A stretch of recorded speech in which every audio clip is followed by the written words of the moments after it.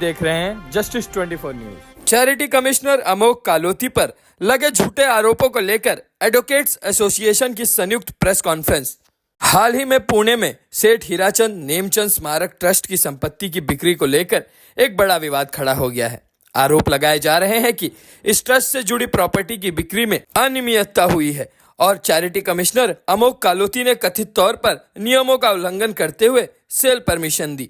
कुछ मीडिया चैनलों और राजनीतिक नेताओं, जिनमें आमदार रविंद्र धंगेकर भी शामिल है, ने इस मुद्दे पर सवाल उठाए थे और बहुत उग्र रूप से दिए गए उनके बयानों के बाद सोशल मीडिया और न्यूज प्लेटफॉर्म्स पर कई तरह की थ्योरी और अटकलें सामने आई, जिससे पूरे मामले ने राजनीतिक रंग ले लिया है। इसी विवाद के बीच अब Mumbai charity advocates bar association और association of advocates practicing in charity organisations ने संयुक्त रूप से प्रेस कॉन्फ्रेंस मुंबई के वर्ली में आयोजित की। इसमें एसोसिएशन के अध्यक्ष एडवोकेट नितिन कदम, सचिव advocate Amol Inamdar, Mumbai charity advocates bar association के अध्यक्ष एडवोकेट जेपी शर्मा और सचिव गार्गी पाटोले सहित कई एडवोकेट्स उपस्थित रहे। इस प्रेस कॉन्फ्रेंस के जरिए मीडिया में चैरिटी कमिश्नर अमोक कालोती के खिलाफ हो रही व्यक्तिगत आलोचनाओं और बिना किसी तथ्यों पर चल रही खबरों का खंडन करना था। एडवोकेट्स ने कहा कि जिस तरह से चैरिटी कमिश्नर के खिलाफ अभद्र भाषा और व्यक्तिगत हमले किए जा रहे हैं, वह पूरी तरह से अनुचित और निंदनीय है। उन्होंने बताया कि कुछ मीडिया संस्थानों ने अमोक कालोती और मुख्यमंत्री देवेंद्र फडणवीस पर बिना प्रमाण के व्यक्तिगत आरोप लगाए हैं, जो तर्कहीन और सरासर गलत है। प्रेस कॉन्फ्रेंस में यह भी स्पष्ट किया गया कि सेठ हीराचंद नेमचंद स्मारक ट्रस्ट का रजिस्ट्रेशन मुंबई में हुआ है, इसलिए सेल परमिशन देने का अधिकार पुणे नहीं बल्कि मुंबई चैरिटी कमिश्नर के पास था। एक चैनल में दावा किया गया कि यह प्रॉपर्टी ट्रस्ट को गिफ्ट में मिली थी, इसलिए उसे बेचा नहीं जा सकता था। इस पर एडवोकेट जेपी शर्मा ने बताया कि यह प्रॉपर्टी रजिस्टर्ड सेल डीड के तहत 29 जुलाई 1958 को खरीदी गई थी, न कि गिफ्ट में मिली थी। वहीं कुछ लोगों द्वारा यह कहे जाने पर कि सेल परमिशन एक ही दिन में दे गई, एडवोकेट्स ने जवाब दिया कि चैरिटी कमिश्नर ने पूरी न्यायिक प्रक्रिया का पालन किया था, लेकिन राजनीतिक लोगों ने मीडिया को गलत इंफॉर्मेशन देकर केवल दुष्प्रचार किया। वकीलों ने कहा कि कुछ राजनीतिक तत्व मुख्यमंत्री देवेंद्र फडणवीस और अमोक कालोती की छवि धूमिल करने के लिए गलत सूचनाएं फैला रहे हैं, जिसमें जनता भ्रमित हो रही है। यह सब राजनीतिक लाभ पाने की साजिश है। उन्होंने कहा कि यह मामला फिलहाल हाईकोर्ट में लंबित है और न्यायालय के आदेश आने के बाद सच्चाई सबके सामने होगी। तब तक जनता को झूठी खबरों से भड़काने की कोशिश नहीं की जानी चाहिए। इस प्रेस कॉन्फ्रेंस में सैकड़ों एडवोकेट्स ने एकजुट होकर अमोक कालोती पर लगाए गए आरोपों का निषेध किया और मीडिया से अपील किया कि बिना तथ्यों की पुष्टि किए गलत खबरें प्रसारित ना करें। अब आइए देखते हैं मेट्रो न्यूज पर इस मामले में बातचीत करते हुए वकीलों ने क्या कुछ कहा इस रिपोर्ट में। आदरणीय एडवोकेट नितिन कदम जी, अध्यक्ष association of advocate residency practicing in charity organisation, advocate Shri Amol Inamdar साहब, सचिव association of advocate practicing in charity organisation, advocate Shri Rahul Bansi साहब, एडवोकेट गार्गी पटोले, सचिव Mumbai charity commissioner bar association, advocate Sujata, advocate Maya, advocate Kavita, Deepali Raut, Archana Lokhande,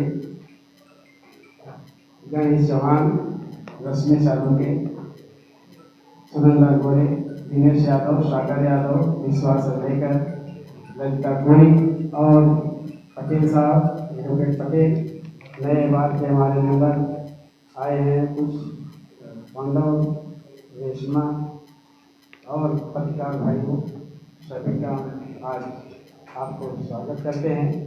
आज का जो पत्रकार परिषद बुलाया गया है, उसका विशेष विषय यह है कि चैरिटी कमिश्नर महाराष्ट्र राज्य श्री अमोक श्यामकांत कालोती साहब के प्रति कुछ न्यूज चैनल पर व्यक्तिगत आलोचना किया है और आरोप लगाया है। उसका हम लोग खंडन करके तीव्र निषेध करने के लिए हम यहाँ उपस्थित हैं। और जो मीडिया पे चर्चा आई है, बात आई है, वो सरासर गलत है।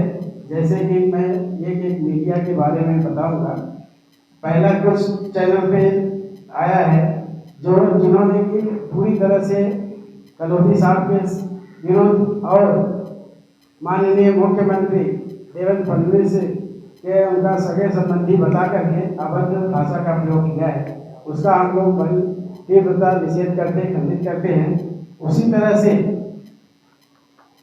कुछ मीडिया ने कहा है कि जैन ट्रस्ट जो चैरिटी कमिश्नर ने से परमिशन दिया है, उस परमिशन में सेठ हीराचंद नेमचंद स्मारक ट्रस्ट का रजिस्ट्रेशन है उस मुंबई। लेकिन पत्रकार लोगों ने कहा है मीडिया में कि ये पुणे के चैरिटी कमिश्नर ने परमिशन क्यों नहीं दिया और ये मैटर पुणे में जाना चाहिए।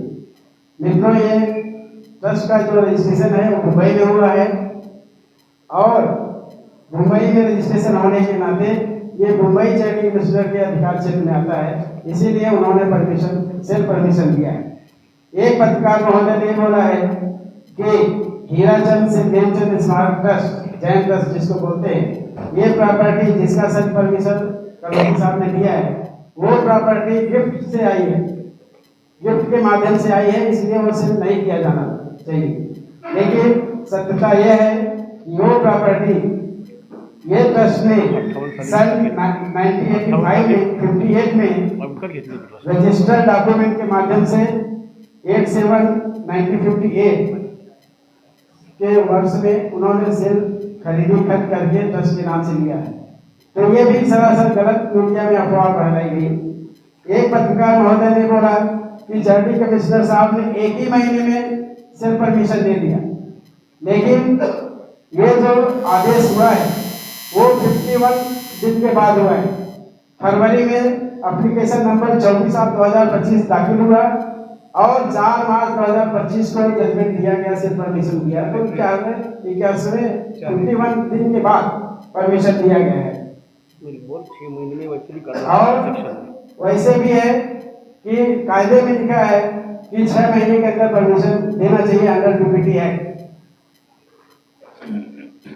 इसलिए 4 अप्रैल 2025 का जजमेंट आने के बाद 8 महीने के बाद कुछ व्यक्तिगत लोग जिसका स्वार्थ है, पॉलिटिकल मोटिवेटेड लोग हैं, उन्होंने 16 अक्टूबर 2025 को हाई कोर्ट में रिट पिटीशन दाखिल किया ये ऑर्डर को चैलेंज करने के लिए। उसकी कॉपी हमारे पास है और 16 अक्टूबर को सर्कुलेशन देने की कोशिश की, बताए हाई कोर्ट को कि अर्जेंसी है, हाई कोर्ट ने रिफ्यूज किया।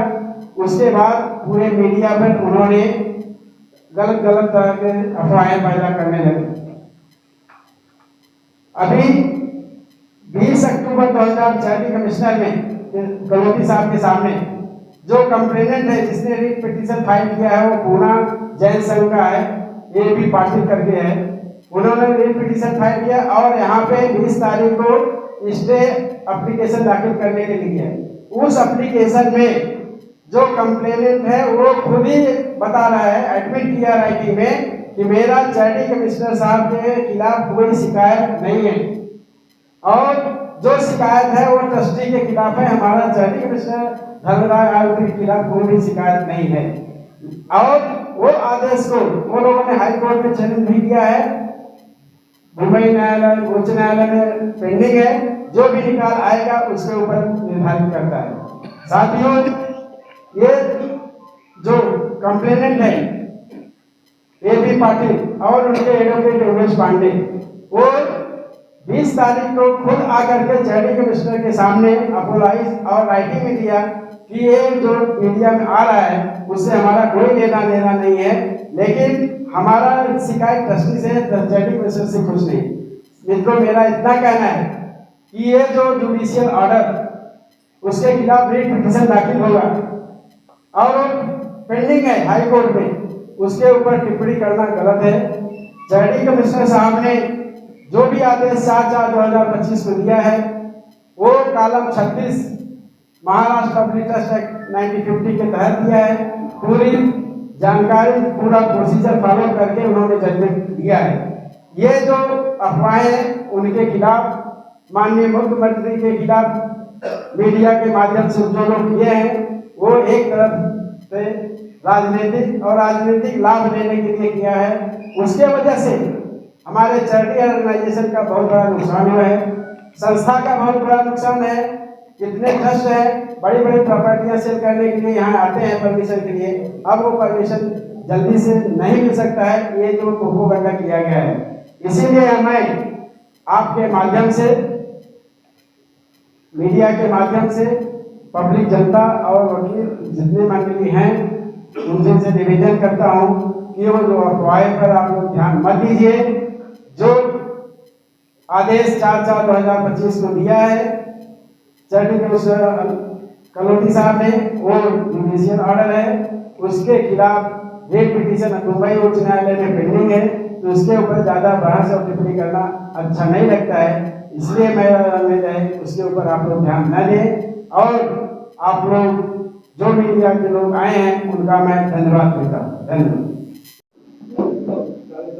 जी। 4/4/2025 जी माननीय धर्मादाय आयुक्त साहेबांनी ऑर्डर केलेली आहे की एक तो ज्युडिशियल ऑर्डर आहे, ॲडमिनिस्ट्रेटिव्ह ऑर्डर नाही आहे. त्याच्या विरुद्ध जर का कोणी गेलं, anyone who is aggrieved by that order, he has right to challenge. There should not be any trial by the media against such order. You are making allegations against a person of a district, cadre of a district judge. So think twice before making such allegations. अभी result का matter चालू है, इसलिए जा रहे हैं। अभी हमारे चैरिटी कमिश्नर महाराष्ट्र राज्य श्री अमोघ श्यामकांत कालोटी साहब के प्रति कुछ न्यूज चैनल पर व्यक्तिगत आलोचना किया है और आरोप लगाया है, उसका हम लोग खंडन करके तीव्र निषेध करने के लिए हम यहाँ उपस्थित हैं। और जो मीडिया पे चर्चा आई है, बात आई है, वो सरासर गलत है।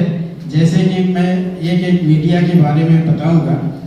पहला कुछ चैनल पे आया है जिन्होंने कि पूरी तरह से कलोती साहब के विरुद्ध और माननीय मुख्यमंत्री देवेंद्र फडणवीस के उनका सगे संबंधी बता करके अभद्र भाषा का प्रयोग किया है, उसका हम लोग बड़ी तीव्रता निषेध करते, खंडित करते हैं। उसी तरह से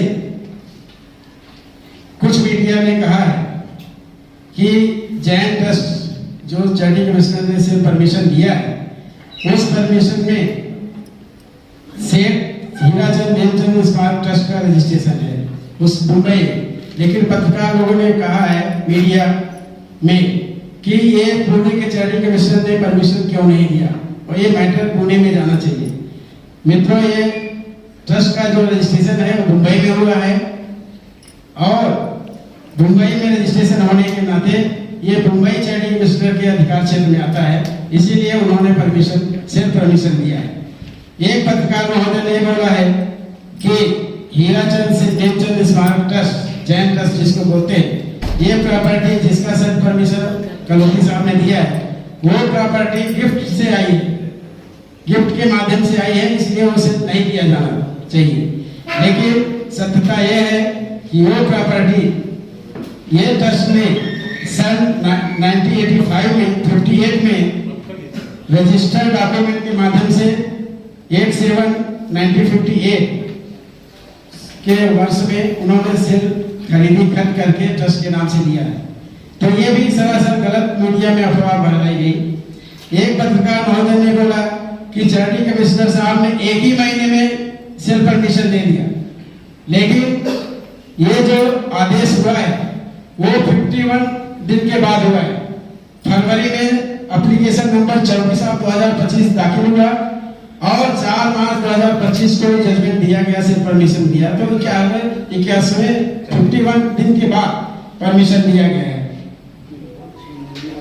और वैसे भी है कि कायदे में लिखा है कि 6 महीने के अंदर परमिशन देना चाहिए under PPT act. Media trial नहीं होना चाहिए, जुडिशियल ऑर्डर को रिस्पेक्ट देना चाहिए, और ट्रस्टी लोग खुद ही आते हैं।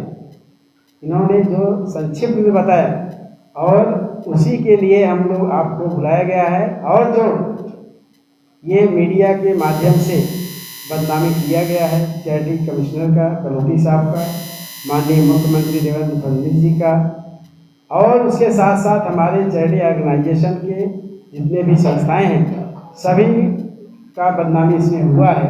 उस बदनामी को आगे नहीं होना चाहिए, इसीलिए जो अफवाहें फैलाई गई है उसको हम लोग खंडन करते हैं, उसका हम लोग निषेध करते हैं। और रणपिसे साहब ने भी बताया, वही बात है कि ये जुडिशियल ऑर्डर है और ये ऑर्डर को चैलेंज करने के लिए वही पार्टी बॉम्बे हाई कोर्ट में रिट पिटीशन दाखिल किया है।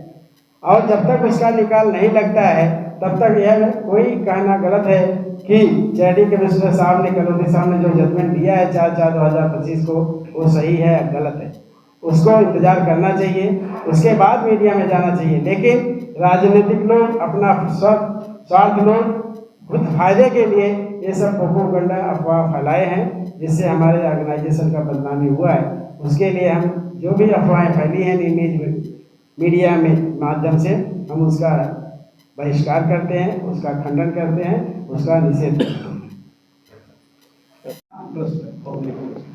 आणि सगळ्या ज्युडिशियल ऑफिसर्स लोक बरेच charity commissioner, joint charity commissioner म्हणून काम करत आहेत. अशा पद्धतीने जर आपण त्यांना एक फिअरफुल वातावरणामध्ये, म्हणजे जर मीडियाने असं कंट्रोल केलं तर त्यामुळे सगळ्या ह्या ट्रस्टच्या कार्यपद्धतीवर त्याचा परिणाम होईल. आणि बरेचदा काय होईल की म्हणजे जिथे आता समजा अपॉइंटमेंट ऑफ ट्रस्टी आहे, लोनचे जे केसेस आहेत, ते सगळ्या याच्यामध्ये दिरंगाई होईल आणि ह्याचा परिणाम सामान्य जनतेवर. म्हणून आमच्या वकील संघटनेमार्फत आम्ही ह्या म्हणजे हा मीडिया ट्रायल होऊ नये म्हणून आम्ही याचा विरोध करतो. 25 का जजमेंट आने के बाद 8 महीने के बाद कुछ व्यक्तिगत लोग जिसका स्वार्थ है, पॉलिटिकल मोटिवेटेड लोग हैं, उन्होंने 16 अक्टूबर 2025 को हाई कोर्ट में रिट पिटीशन दाखिल किया ये ऑर्डर को चैलेंज करने के लिए। उसकी कॉपी हमारे पास है और 16 अक्टूबर को सर्कुलेशन देने की कोशिश की, बताया हाई कोर्ट को अर्जेंसी है, हाई कोर्ट ने रिफ्यूज किया। उसके बाद पूरे मीडिया पर उन्होंने गलत तरह के अफवाहें पैदा करने लगे। अभी 20 अक्टूबर 2000 चैरिटी कमिश्नर में कलोदी साहब के सामने जो कंप्लेनेंट है, जिसने रिट पिटीशन फाइल किया है, वो पूना जैन संघ का है, ये भी पाटिल करके है। उन्होंने रिट पिटीशन फाइल किया और यहाँ पे 20 तारीख को स्टे एप्लीकेशन दाखिल करने के लिए है। उस एप्लीकेशन में जो कंप्लेनेंट है वो खुद ही बता रहा है, एडमिट किया राइटिंग में कि मेरा चैरिटी कमिश्नर साहब के खिलाफ कोई शिकायत नहीं है और जो शिकायत है वो ट्रस्टी के खिलाफ है। हमारा चैरिटी कमिश्नर धर्मलाल के खिलाफ कोई भी शिकायत नहीं है। और वो आदेश को वो लोगों ने हाई कोर्ट में चैलेंज भी किया है, मुंबई न्यायालय, उच्च न्यायालय में पेंडिंग है। जो भी निकाल आएगा उसके ऊपर निर्धारित करता है। साथियों, ये जो कंप्लेनेंट है ये भी पाटिल और उनके एडवोकेट योगेश पांडे, वो 20 तारीख को खुद आकर के चैरिटी कमिश्नर के सामने अपोलाइज और राइटिंग में दिया कि ये जो मीडिया में आ रहा है उससे हमारा कोई लेना देना नहीं है, लेकिन हमारा शिकायत ट्रस्टी से, चैरिटी कमिश्नर से कुछ नहीं। मित्रों, मेरा इतना कहना है कि ये जो जुडिशियल ऑर्डर उसके खिलाफ रिट पिटीशन दाखिल होगा और पेंडिंग है हाई कोर्ट में, उसके ऊपर टिप्पणी करना गलत है। चैरिटी कमिश्नर साहब ने जो भी आदेश 4/4/2025 को दिया है वो column 36 Maharashtra public trust act 1950 के तहत दिया है। पूरी जानकारी, पूरा प्रोसीजर फॉलो करके उन्होंने जजमेंट दिया है। ये जो अफवाहें उनके खिलाफ, माननीय मुख्यमंत्री के खिलाफ मीडिया के माध्यम से जो लोग किए हैं वो एक तरफ से राजनीतिक लाभ लेने के लिए किया है। उसके वजह से हमारे चैरिटी ऑर्गेनाइजेशन का बहुत बड़ा नुकसान हुआ है, संस्था का बहुत बड़ा नुकसान है। कितने ट्रस्ट हैं, बड़ी बड़ी प्रॉपर्टियां सेल करने के लिए यहाँ आते हैं परमिशन के लिए, अब वो परमिशन जल्दी से नहीं मिल सकता है। ये जो प्रोपेगेंडा किया गया है, इसीलिए हमें आपके माध्यम से, मीडिया के माध्यम से पब्लिक जनता और वकील जितने मंडली हैं मुझे से निवेदन करता हूं कि वो जो अफवाह पर आप लोग ध्यान मत दीजिए। जो आदेश 4/4/2025 को दिया है चैरिटी कमिश्नर कलोदी साहब ने, वो जुडिशियल ऑर्डर है, उसके खिलाफ रेट पिटीशन मुंबई उच्च न्यायालय में पेंडिंग है, तो उसके ऊपर ज्यादा बहस और टिप्पणी करना अच्छा नहीं लगता है। इसलिए मेरा उम्मीद है उसके ऊपर आप लोग ध्यान न दें, और आप लोग जो मीडिया के लोग आए हैं उनका मैं धन्यवाद देता हूँ। धन्यवाद। माननीय धर्मादाय आयुक्त साहेबांनी ऑर्डर केलेली आहे ती एक तर ज्युडिशियल ऑर्डर आहे, ॲडमिनिस्ट्रेटिव्ह ऑर्डर नाही. त्याच्या विरुद्ध जर का कोणी जर anyone who is agreed by that order, he has right to challenge. There should not be any trial by the media against such orders. You are making allegations against a person of a district cadre of a district जज. To think twice before making such allegations. अभी सबका matter चालू है, इसके लिए जा रहे हैं. अभी हमारे association of advocate practicing in the charity organization के अध्यक्ष श्री एडवोकेट नितिन कदम से गुजारिश करूंगा 2 शब्द ये जो चल रहा है उसके बारे में आपसे बात करें. नमस्कार बंधूंनो, प्रथमतः तुम्ही ही गोष्ट लक्षात घ्या की ट्रस्टी चॅरिटी कमिशनरकडे आले होते. त्यांनी प्रस्ताव दिला की आम्हाला अशी अशी जमीन विकायची, त्याला परवानगी द्या. चॅरिटी कमिशनर ट्रस्टींकडे जात नाही. त्यामुळे सुरुवात कोणी केली? चॅरिटी कमिशनरने केली का? आणि जेव्हा प्रस्ताव दाखल होतो त्याच्या अगोदर काही रिक्विजिट स्टेप्स घ्याव्या लागतात. त्या रिक्विजिट स्टेप्स असतात की आम्हाला जमीन का विकायची आहे, आम्हाला का गरज आहे. त्याला आम्ही एक कंपेरिंग नेसेसिटी म्हणतो की त्याच्याशिवाय पर्याय नाही, म्हणून आम्हाला जमीन विकायची आहे, त्यासाठी आपण परवानगी द्यावी. त्यानंतर त्याचा रिझोल्युशन पास होतो, त्याला करावा लागतो. तो सुद्धा एकतर एकमताने किंवा बहुमताने करावा लागतो. त्यानंतर त्याचं व्हॅल्युएशन करावं लागतं. आता मीडियामध्ये मी स्वतः ऐकलेलं आहे, ज्यांनी काही परिषद घेतली होती, जो काही याच्यावरती टिप्पणी करत होता, जो सद्गृहस्थ, तर ही 230 कोटीची प्रॉपर्टी 450, 550, 500 कोटीची आहे. आता हे म्हणायचा अधिकार कोणाला आहे साहेब? जो व्हॅल्युअर आहे तो व्हॅल्युअर म्हणजे गव्हर्नमेंट अप्रुव्ड व्हॅल्युअर असतात, त्यांना तो अधिकार असतो, वकिलाला नसतो. चॅरिटी कमिशनरला पण हा अधिकार नाही की त्याचं व्हॅल्युएशन ठरवायचा. व्हॅल्युएशन ठरवायचा अधिकार गव्हर्नमेंट अप्रुव्ड व्हॅल्युअर असतो. एखाद्याचा व्हॅल्युएशनचा पटला नाही तर तुम्ही दुसऱ्या कुठच्या तरी सिनियरकडे जाऊन ती व्हॅल्युएशन घेऊ. पण फक्त मीडियामध्ये रंगवायचा की 250 कोटीची प्रॉपर्टी, 500 कोटीची प्रॉपर्टी 250 कोटीला विकायचा परवानगी दिली चॅरिटी कमिशनर. ह्याने काय होतं काय की लोकांचा चॅरिटी कमिशनच्या हा धर्मादाय संघटनेवरचा विश्वास उडत जातो आणि त्याचा परिणाम सगळ्यांवरतीच होतो. आणि एकदा अशी बातमी आली की जो प्रस्ताव आता चॅरिटी कमिशनच्या समोर असेल, आमचे दुसरे काही पेंडिंग मॅटर्स असेल, चॅरिटी कमिशनर प्रत्येकाकडे त्या नजरेने बघणार. अरे ही 30 कोटीची सँक्शन मागितली आहे, ही प्रॉपर्टी 80 कोटीची असेल, मग थांबवा, स्लो करा. ह्याने नुकसान बाकीचे जे जेन्युइन ट्रस्ट आहे त्यांचं होतं. म्हणून ही जी परिषद आहे ती आपण ह्याच्यापुरती रिस्ट्रिक्ट ठेवूया की दोष कोणाचा आहे तो मुळात बघितला पाहिजे आणि त्याचा दोषाचा खापर चॅरिटी कमिशनच्या वगैरे डोके फोडण्यात काही अर्थ नाही.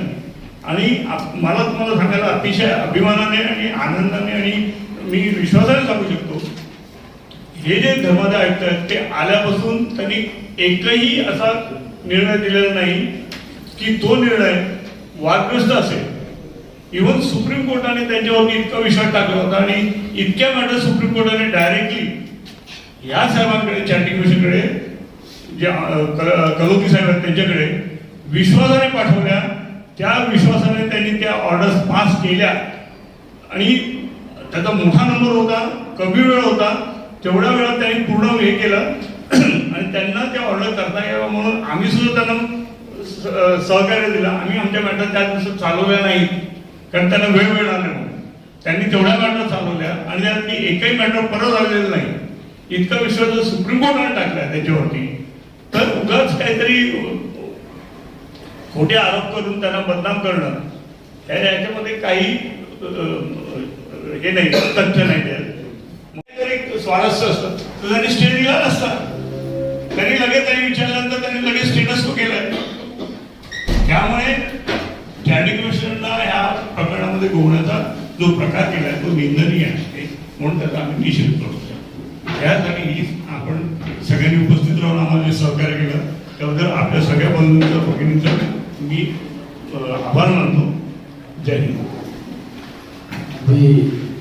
यह ट्रायल नहीं होना चाहिए, जुडिशियल ऑर्डर को रिस्पेक्ट देना चाहिए और ट्रस्टी लोग खुद ही आते हैं. इन्होंने जो संक्षिप्त में बताया और उसी के लिए हम लोग आपको बुलाया गया है. और जो ये मीडिया के माध्यम से बदनामी किया गया है चैरिटी कमिश्नर का, कलौती साहब का, माननीय मुख्यमंत्री देवेंद्र फडणवीस जी का, और उसके साथ साथ हमारे चैरिटी ऑर्गेनाइजेशन के जितने भी संस्थाएं हैं सभी का बदनामी इसमें हुआ है. उस बदनामी को आगे नहीं होना चाहिए.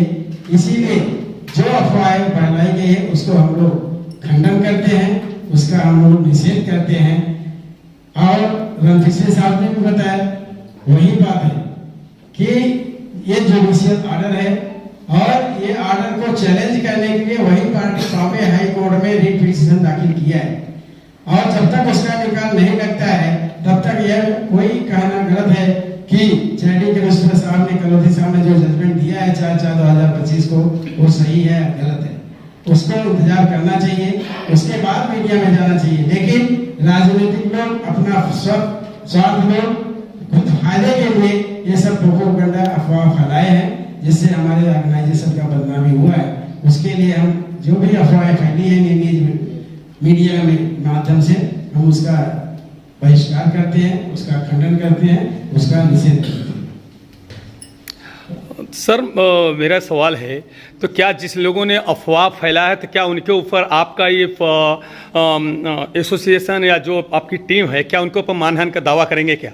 नहीं, मानहानि का दावा करने का इसमें सवाल नहीं आता, क्योंकि ये जो एलिगेशंस लगे हैं, जो अफवाहें, जो बदनामी किया गया है वो डायरेक्ट महाराष्ट्र राज्य के जो चैरिटी कमिश्नर कलौती साहब हैं उनके हैं.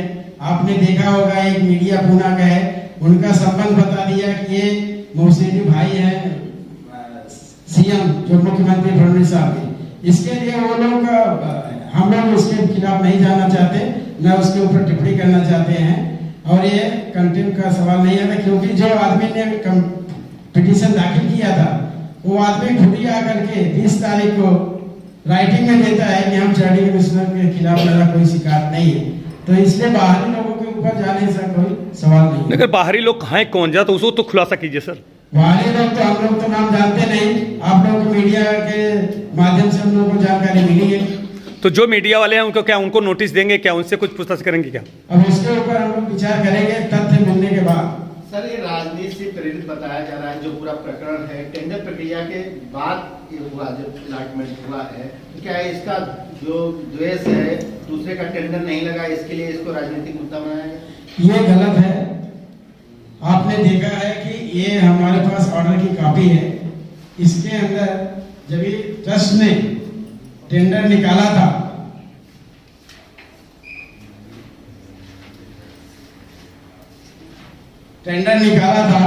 उस समय 3 टेंडर आए थे. गोखले लैंडमार्क एलएलपी, भाड़ेकर डेवलपर और रजनीकर रियल्टी, ये 3 टेंडर आए थे. सबसे ज्यादा जो टेंडर था 230 करोड़ का वो गोखले लैंडमार्क था. तो चैरिटी कमिश्नर को तो वही देखना है कि ट्रस्ट का कितना फायदा, कैसे फायदा होगा. जो ज्यादा ऑफर दिया उसके नाम से परमिशन उन्होंने दिया.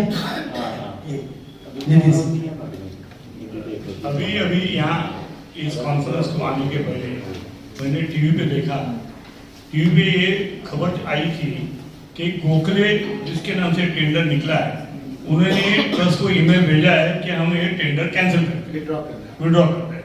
तो उसका मतलब ये हो गया कि पूरी बात खत्म हो गई.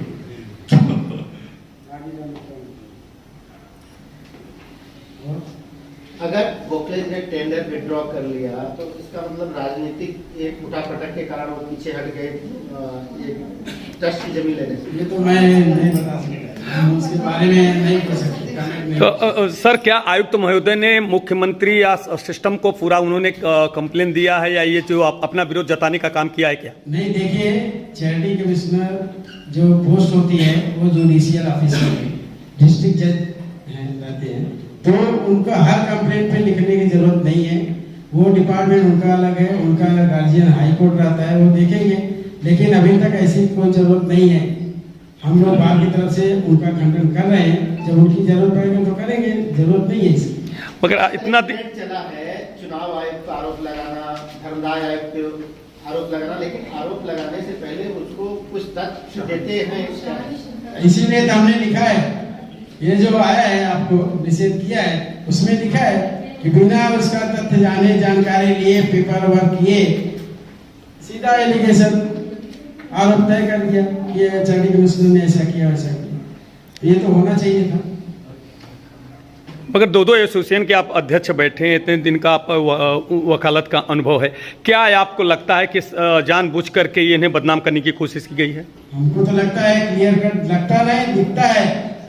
जिस तरह से मीडिया में आ रहा है, और मीडिया में जो एग्रीव पार्टी है, जो कंप्लेनेंट है, वो तो मीडिया के सामने आज तक नहीं आए। उनके बिहाफ में पूरी मीडिया के लोगों के सामने जाकर के इंटरव्यू दे रहे हैं, तो वो तो गलत है। नितिन साहब, मेरी 40 साल से ज्यादा वकालत हो गई है। ऐसे प्रसंग हमने बहुत देखे हैं। हर प्रसंग में कुछ ना कुछ तो होता ही है, तभी उसका बात का बतंगड़ बनता है। ऐसा नहीं होता है कि कुछ भी नहीं है और कुछ ना कुछ होता है, लेकिन कोई करता कोई है, बोलता कोई है, और वो जाता डायरेक्शन में जाता है। ऐसा है। यानी मुझे ये शॉर्ट में बताना है, जो कुछ दिमाग में आया होगा और ट्रस्टी के दिमाग में आया होगा पहले कि हमको क्या करना है, ये प्रॉपर्टी बेचना है, नहीं बेचना है, बेच के क्या करना है। क्योंकि चैरिटी कमिश्नर के सामने आने के पहले उनको सब बताना पड़ता है कि प्रॉपर्टी बेच के जो पैसा आएगा, 230 करोड़ रुपया आएगा, उसको क्या करेंगे, उसको बताना पड़ता है उनको कि उसको ट्रस्ट के माध्यम के लिए, ट्रस्ट के हित में हम कैसा इन्वेस्ट करेंगे या क्या करेंगे। वो पूरा प्रोसीजर उनको पूरा क्या बोलते हैं उसको, कंप्लीट सर्कल के हिसाब से बताना पड़ता है। हम ये स्टेप लेंगे, ये करेंगे, वगैरह वगैरह। तो वो पूरा सोच के ट्रस्टी आते हैं चैरिटी कमीशन के पास, और चैरिटी कमीशन को, चैरिटी कमीशन क्या होता है, एक बात सिंपल समझ लीजिए, ये सैंक्शन जो होती है, ये charity commission is like a watchdog on behalf of the general public. उनका काम है ये जो ट्रांजैक्शन उनके सामने आया है वो सही है या गलत है वो देखना, और जनरल पब्लिक के इंटरेस्ट में उसको देखना कि ये जो काम किया है उन्होंने proper step and procedure proper follow किया है कि नहीं, डॉक्यूमेंट्स प्रॉपर है क्या, वो जो करने वाले जो स्टेप्स लेने वाले हैं वो ट्रस्ट के हित में है क्या, ये सब देख के वो एक तो एप्लीकेशन अलाउ करते हैं या रिजेक्ट करते हैं। ऐसा नहीं कि अलाउ ही करना चाहिए, वो रिजेक्ट भी कर सकते हैं। तो वो सोचने के लिए वो उनके जुरिडिक्शन में आता है, उनको लगता है कि एक काम करने से, सैंक्शन देने से ट्रस्ट का फायदा है तो सैंक्शन देते हैं। उनको लगता है कि ट्रस्ट के हित में नहीं है तो सैंक्शन रिफ्यूज करते हैं, डिक्लाइन करते हैं, एप्लीकेशन रिजेक्ट करते हैं। उसके बाद में एप्लीकेशन अलाउ किया या रिजेक्ट किया, जो एग्रीव पार्टी है वो हाईकोर्ट में उसको पिटीशन के हिसाब से चैलेंज करे। इधर कोई उसका रेगुलर चैलेंज करने के लिए दूसरा कोई सेक्शन नहीं है, इसके लिए रिट पिटीशन ही फाइल करना पड़ता है। और जैसा अपने इसमें फाइल हुआ है, और जैसे मैं अभी बताया, वो गोखले वाला ने तो ईमेल ही भेजा कि हम वापस ले रहे हैं, तो वो 1 मिनट में रिट पिटीशन भी विड्रॉ हो जाएगा, सब बात खत्म हो जाएगी। एक बात बताना चाहता हूँ कि जो 4 अप्रैल 2025 में करोती साहब ने जो सेल परमिशन दिया था गोखले कंपनी के लिए, उसमें एक क्लॉज उन्होंने डाल दिया था कि the deed of sale transfer be executed only after received of the entire amount of sale consideration. ये ऐसा जजमेंट बहुत कम देते हैं, लेकिन उन्होंने ट्रस्ट का इंटरेस्ट को सेफगार्ड करते हुए जजमेंट दिया कि जब तक पूरा पैसा नहीं आता ट्रस्ट के अकाउंट में 230 करोड़, तब तक ये सेल डीड रजिस्टर भी नहीं होगी। इससे ज्यादा सेफगार्ड क्या कर सकते हैं चैरिटी। इसके बावजूद भी लोग उनके खिलाफ शिकायत या बदनामी कर रहे हैं वो गलत है, उसकी निंदा हम लोग करते हैं। जी 4/4/2025 जी माननीय धर्मादाय आयुक्त साहेबांनी ऑर्डर केलेली आहे की एक तो ज्युडिशियल ऑर्डर आहे, ॲडमिनिस्ट्रेटिव्ह ऑर्डर नाही आहे. त्याच्या विरुद्ध जर का कोणी गेलं, anyone who is agreed by that order, he has right to challenge. There should not be any trial by the media against such order. You are making allegations against a person of a district, cadre of a district judge. So think twice before making such allegations. अभी सबका matter चालू है, इसलिए जा रहे हैं. अभी हमारे प्रस्ताव दिला की आम्हाला अशी अशी जमीन विकायची आहे, त्याला परवानगी द्या. चॅरिटी कमिशनर ट्रस्टींकडे जात नाही. त्यामुळे सुरुवात कोणी केली? चॅरिटी कमिशनरने केली का? आणि जेव्हा प्रस्ताव दाखल होतो त्याच्या अगोदर काही रिक्विजिट स्टेप्स घ्याव्या लागतात. त्या रिक्विजिट स्टेप्स असतात की आम्हाला जमीन का विकायची आहे, आम्हाला का गरज आहे. त्याला आम्ही एक कंपेलिंग नेसेसिटी म्हणतो की त्याच्याशिवाय पर्याय नाही, म्हणून आम्हाला जमीन विकायची आहे आणि त्यासाठी आपण परवानगी द्यावी. त्यानंतर त्याचा रिझोल्युशन पास होतो, त्यांना करावा लागतो. तो सुद्धा एकतर एकमताने किंवा बहुमताने करावा लागतो. त्यानंतर त्याचं व्हॅल्युएशन करावं लागतं. आता मीडियामध्ये मी स्वतः ऐकलेलं आहे, ज्यांनी काही परिषद घेतली होती, जो काही त्या याच्यावरती टिप्पणी करत होता जो सद्गृहस्थ, तर ही 230 कोटीची प्रॉपर्टी 450, 550, 500 कोटीची आहे. आता हे म्हणायचा अधिकार कोणाला आहे साहेब? जो व्हॅल्युअर आहे तो व्हॅल्युअर म्हणजे गव्हर्नमेंट अप्रूव्ड व्हॅल्युअर असतात, त्यांनाच तो अधिकार असतो, वकिलाला नसतो. चॅरिटी कमिशनरला पण हा अधिकार नाही की त्याचं व्हॅल्युएशन ठरवायचा. व्हॅल्युएशन ठरवायचा अधिकार गव्हर्नमेंट अप्रूव्ड व्हॅल्युअर असतो. एखाद्याचा व्हॅल्युएशनचा हे पटला नाही तर तुम्ही दुसऱ्या कुठच्या तरी सिनियरकडे जाऊन तुम्ही व्हॅल्युएशन करू शकता. पण फक्त मीडियामध्ये रंगवायचा की 250 कोटीची प्रॉपर्टी, 500 कोटीची प्रॉपर्टी 250 कोटीला विकायचा परवानगी दिली चॅरिटी कमिशनर. ह्याने काय होतं काय की लोकांचा चॅरिटी कमिशनरच्या हा धर्मादाय संघटनेवरचा विश्वास उडतात आणि त्याचा परिणाम सगळ्यांवरतीच होतो. आणि एकदा अशी बातमी आली की जो प्रस्ताव आता चॅरिटी कमिशनरच्या समोर असेल, आमचे दुसरे काही पेंडिंग मॅटर्स असेल, चॅरिटी कमिशनर प्रत्येकाकडे त्या नजरेने बघणार. अरे ही 30 कोटीची सँक्शन मागितली आहे, ही प्रॉपर्टी 80 कोटीची असेल, मग थांबवा, स्लो करा. ह्याने नुकसान बाकीचे जे जेन्युइन ट्रस्ट आहेत त्यांचं होतं. म्हणून ही जी परिषद आहे ती आपण ह्याच्यापुरती रिस्ट्रिक्ट ठेवूया की दोष कोणाचा आहे तो मुळात बघितला पाहिजे आणि त्याचा दोषाचा खापर चॅरिटी कमिशनच्या उगाच डोकी फोडण्यात काही अर्थ नाही. आणि मला तुम्हाला सांगायला अतिशय अभिमानाने आणि आनंदाने आणि मी विश्वासाने सांगू शकतो, हे जे धर्मादाय आयुक्त आहेत ते आल्यापासून त्यांनी एकही असा निर्णय दिलेला नाही की तो निर्णय वादग्रस्त असेल. इवन सुप्रीम कोर्टाने त्यांच्यावरती इतका विश्वास टाकला होता आणि इतक्या मॅटर सुप्रीम कोर्टाने डायरेक्टली ह्या साहेबांकडे, चॅरिटी कमिशनकडे, जे कलोती साहेब आहेत त्यांच्याकडे विश्वासाने पाठवल्या. त्या विश्वासाने त्यांनी त्या ऑर्डर्स पास केल्या आणि त्याचा मोठा नंबर होता, कमी वेळ होता, तेवढ्या वेळात त्यांनी पूर्ण हे केलं आणि त्यांना त्या ऑर्डर करता यावं म्हणून आम्ही सुद्धा त्यांना सहकार्य दिलं. आम्ही आमच्या मॅटर त्या दिवसात चालवल्या नाहीत कारण त्यांना वेळ मिळणार नाही म्हणून. त्यांनी तेवढ्या मॅटर चालवल्या आणि त्यातली एकही मॅटर परत आलेलं नाही. इतका विश्वास जर सुप्रीम कोर्टाने टाकला आहे त्यांच्यावरती तर उगाच काहीतरी खोटे आरोप करून त्यांना बदनाम करणं ह्याच्यामध्ये काही हे नाही, तथ्य नाही त्यात. म्हणून मी आपल्याला एवढं सांगू इच्छितो की प्रस्ताव ट्रस्टींकडून येतो. ट्रस्टी जेव्हा प्रस्ताव पाठवतात तर ट्रस्टींनी समजा एखादी माहिती लपवली असेल, जसं ह्याच्यामध्ये ते मंदिर वगैरे होतं ते काय लपवलं वगैरे असं आरोप आहेत वगैरे. आता त्याची आम्हाला म्हणजे मला प्रत्यक्ष माहिती नाही म्हणून मी काय बोलत नाही. पण जर अर्जदारांनी काही माहिती लपवली असेल आणि माझ्या माहितीनुसार आमच्याकडे ही पद्धत आहे, ऑर्डर करायच्या अगोदर आम्ही इव्हिडन्स ॲफिडेविट घेतो. शपथेवरती त्या ट्रस्टींना आम्ही लिहून घेतो त्यांच्याकडून की ही वस्तुस्थिती आहे, तर त्यांनी त्याच्यात सुद्धा जर मंदिर दाखवलं नसेल किंवा मंदिराची हे वगळलं असेल, लपवलं असेल, तर ह्याचा दोष कोणाचा? चॅरिटी कमिशनरचा नाही.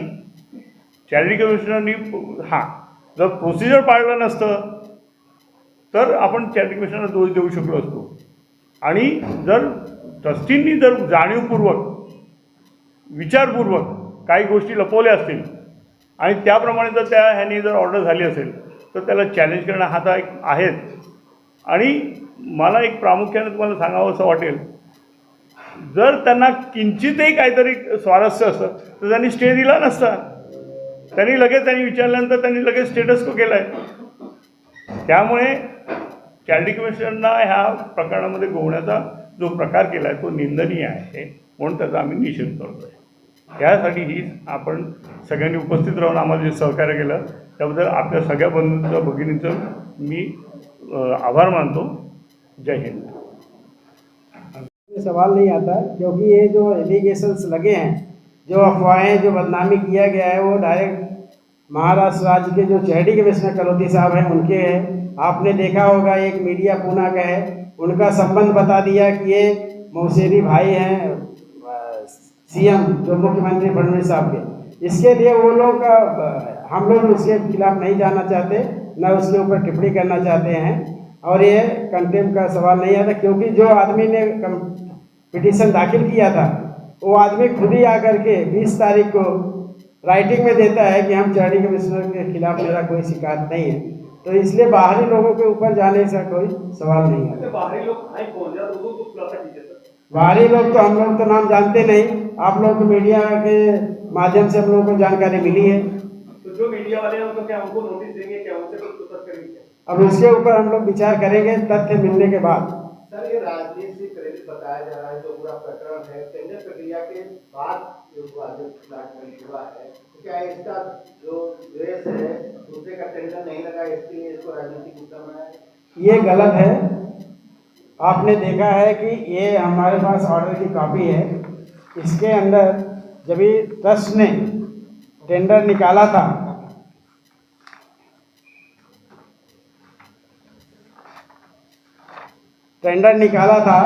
उस समय 3 टेंडर आए थे. गोखले लैंडमार्क LLP, भाड़ेकर डेवलपर और अजनेकर रियल्टी, ये 3 टेंडर आए थे. सबसे ज़्यादा जो टेंडर था 230 करोड़ का वो गोखले लैंडमार्क था. तो चैरिटी कमिश्नर को तो वही देखना है कि ट्रस्ट का कितना फ़ायदा, कैसे फ़ायदा हो जाए. जो ज़्यादा ऑफर दिया उसके नाम से परमिशन उन्होंने दिया. नीतीश अभी यहाँ इस कॉन्फ्रेंस को आने के पहले मैंने टीवी पे देखा. टीवी पे ये खबर आई थी कि गोखले जिसके नाम से टेंडर निकला है उन्होंने ट्रस्ट को ईमेल भेजा है कि हम ये टेंडर कैंसिल करते हैं, विड्रॉ करते हैं. तो उसका मतलब ये हो गया कि पूरी बात खत्म हो गई. तो आगे जाने क्या मतलब. और अगर गोखले ने टेंडर विड्रॉ कर लिया तो उसका मतलब राजनीतिक एक उठा पटक के कारण पीछे हट के ट्रस्ट की जमीन ले लेंगे. ये तो मैं नहीं बता सकता, हम उसके बारे में नहीं बोल सकते, कमेंट नहीं कर सकते. सर, क्या आयुक्त महोदय ने मुख्यमंत्री या सिस्टम को पूरा उन्होंने कंप्लेन दिया है या ये जो अपना विरोध जताने का काम किया है? नहीं, देखिए चैरिटी कमिश्नर जो पोस्ट होती है वो जुडिशियल ऑफिसर है, डिस्ट्रिक्ट जज हैं रहते हैं. तो उनका हर कंप्लेंट पे लिखने की ज़रूरत नहीं है. वो डिपार्टमेंट उनका अलग है, उनका गार्जियन हाई कोर्ट रहता है, वो देखेंगे. लेकिन अभी तक ऐसी कोई ज़रूरत नहीं है. हम लोग बात की तरफ से उनका खंडन कर रहे हैं. जब उनकी ज़रूरत पड़ेगी तो करेंगे, ज़रूरत नहीं है इसकी. और आजकल का ट्रेंड चला है चुनाव आयोग का आरोप लगाना, धर्मदाय आयोग के आरोप लगाना, लेकिन आरोप लगाने से पहले उनको कुछ तथ्य देते हैं. इसीलिए तो हमने लिखा है, ये जो आया है आपको निषेध किया है उसमें लिखा है कि बिना उसका तथ्य जाने, जानकारी लिए, पेपर वर्क किए, सीधा एलिगेशन आरोप तय कर दिया. ये चैरिटी कमिश्नर ने ऐसा किया वैसा किया. ये तो होना चाहिए था. तो दो एसोसिएशन के आप अध्यक्ष बैठे हैं जिनका आपका वकालत का अनुभव है, क्या है आपको लगता है कि जानबूझ करके ये बदनाम करने की कोशिश की? हमको तो लगता है क्लियर कट, लगता नहीं दिखता है. जिस तरह से मीडिया में आ रहा है और मीडिया में जो एग्रीव पार्टी है, जो कंप्लेनेंट हैं, वो तो मीडिया के सामने आज तक नहीं आए। उनके बिहाफ में पूरी मीडिया के लोग के सामने जाकर के इंटरव्यू दे रहे हैं, तो वो तो गलत है। नितिन साहब बताइए आप। मेरी 40 साल से ज़्यादा वकालत हो गई है। ऐसे प्रसंग हमने बहुत देखे हैं। हर प्रसंग में कुछ ना कुछ तो होता ही है, तभी उसका बात का बतंगड़ बनता है। ऐसा नहीं होता है कि कुछ भी नहीं है और कुछ ना कुछ होता है, लेकिन कोई करता कोई है, बोलता कोई है और वो जाता भलते डायरेक्शन में जाता है। ऐसा है। यानी मुझे ये शॉर्ट में बताना है, जो कुछ दिमाग में आया होगा वो ट्रस्टी के दिमाग में आया होगा पहले कि हमको क्या करना है, ये प्रॉपर्टी बेचना है, नहीं बेचना है, बेच के क्या करना है। क्योंकि चैरिटी कमिश्नर के सामने आने के पहले उनको सब बताना पड़ता है कि प्रॉपर्टी बेच के जो पैसा आएगा 230 करोड़ रुपया आएगा, उसको क्या करेंगे, उसको बताना पड़ता है उनको कि उसको ट्रस्ट के माध्यम के लिए, ट्रस्ट के हित में हम कैसा इन्वेस्ट करेंगे या क्या करेंगे। वो पूरा प्रोसीजर उनको पूरा क्या बोलते हैं उसको कंप्लीट सर्कल के हिसाब से बताना पड़ता है। हम ये स्टेप लेंगे, ये करेंगे वगैरह वगैरह। तो वो पूरा सोच के ट्रस्टी आते हैं चैरिटी कमिश्नर के पास। और चैरिटी कमिश्नर को चैरिटी कमिश्नर क्या होता है, एक बात सिंपल समझ लीजिए। ये सैंक्शन जो होती है, ये charity commissioner is like a watch dog on behalf of the general public. उनका काम है ये जो ट्रांजैक्शन उनके सामने आया है वो सही है या गलत है वो देखना, और जनरल पब्लिक के इंटरेस्ट में उसको देखना कि ये जो काम किया है उन्होंने प्रॉपर स्टेप यानी प्रोसीजर प्रॉपर फॉलो किया है क्या नहीं, डॉक्यूमेंट्स प्रॉपर है क्या, वो जो करने वाले जो स्टेप्स लेने वाले वो ट्रस्ट के हित में है क्या, ये सब देख के वो एक तो एप्लीकेशन अलाउ करते हैं या रिजेक्ट करते हैं। ऐसा नहीं कि अलाउ ही करना चाहिए, वो रिजेक्ट भी कर सकते हैं। तो वो सोचने के लिए वो उनके जुरिडिक्शन में आता है। उनको लगता है कि ये काम करने से, सैंक्शन देने से ट्रस्ट का फायदा है तो सैंक्शन देते हैं। उनको लगता है कि ट्रस्ट के हित में नहीं है तो सैंक्शन रिड्यूस करते हैं, डिक्लाइन करते हैं, एप्लीकेशन रिजेक्ट करते हैं। उसके बाद में एप्लीकेशन अलाउ किया या रिजेक्ट किया, जो एग्रीव पार्टी है वो हाईकोर्ट में उसको रिट पिटीशन के हिसाब से चैलेंज है। इधर कोई उसका रेगुलर चैलेंज करने के लिए दूसरा कोई सेक्शन नहीं है, इसके लिए रिट पिटीशन ही फाइल करना पड़ता है। और जैसा अपने इस पर फाइल हुआ है और जैसे मैं अभी बताया, वो गोखले वालों ने तो ईमेल ही भेजेंगे हम वापस ले रहे हैं, तो वो 1 मिनट में रिट पिटीशन भी विड्रॉ हो जाएगा, सब बात खत्म हो जाएगा। अभी एक बात बताना चाहता हूँ कि जो 4 अप्रैल 2025 में कलोती साहब ने जो सेल परमिशन दिया था गोखले कंपनी के फेयर में, उसमें एक क्लॉज उन्होंने डाल दिया था कि the deed of sale transfer be executed only after receipt of the entire amount of sale consideration. ये ऐसा जजमेंट बहुत कम देते हैं, लेकिन उन्होंने ट्रस्ट का इंटरेस्ट को सेफगार्ड करते हुए जजमेंट दिया कि जब तक पूरा पैसा नहीं आता ट्रस्ट के अकाउंट में 230 करोड़, तब तक ये सेल डीड रजिस्टर भी नहीं होगा। इससे ज़्यादा सेफगार्ड क्या कर सकते हैं चैरिटी? इसके बावजूद भी लोग उनके खिलाफ शिकायत या बदनामी कर रहे हैं, वो गलत है, उसकी निंदा हम लोग करते हैं।